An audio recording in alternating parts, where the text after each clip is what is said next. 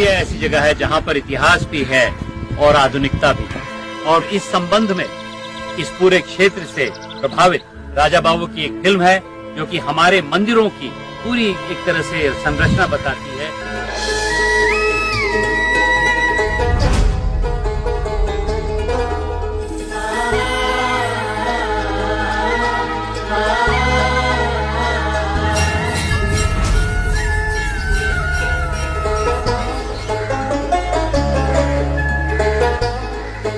जन्नी जन्मभूमिश्च स्वर्गादपि गरीयसी। जय श्री जन्मभूमि ममपुरी सुहावन। कई सिद्ध संतों के आश्रम इसी देवारण्य तपोवन में स्थित थे। जल से प्रकट हुए ब्रह्मर्षि देवरहवा बाबा मां सरयू की धारा में मचान पर साधना में लीन रहा करते थे। ठाकुर जी के स्वयंभू विग्रह की सेवा के लिए श्री हनुमान जी महाराज साक्षात रूप से बारीपुर धाम में निवास करते हैं।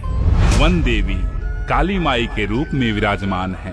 यह देव भूमि है स्वर्ग सदृश, यहाँ कोटि जन्म सौभाग्य मिले। इसको आप लोग अवश्य देखिए, इससे हमारे क्षेत्र का नाम पूरे देश भर में जाएगा, मेरा पूरा विश्वास। धन्यवाद।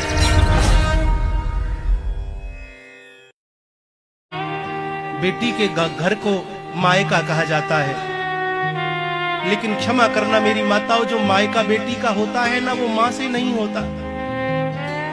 बेटी का जो मायका होता है वो बाप से होता है। मां मर जाए बेटी रोती है कि मेरी मां मर गई, लेकिन जब बाप मरता है ना तो बेटी पछाड़ खा के चौखट पे गिर जाती है, हाय पिताजी। क्योंकि बेटी जानती है अब मेरा मायका नहीं रहा। जब तक बाप जीवित होता है बेटी अपनी गर्दन ऊंची करके, सर ऊंची करके आती है कि मेरे बाप का घर है। लेकिन जब बाप नहीं रहता तो मायका भी नहीं रहता है।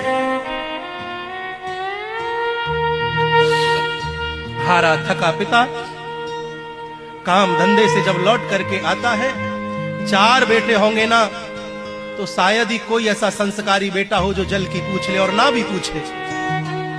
एक बेटी होगी ना, चाहे छोटी सी हो चाहे बड़ी हो, बेटी हो।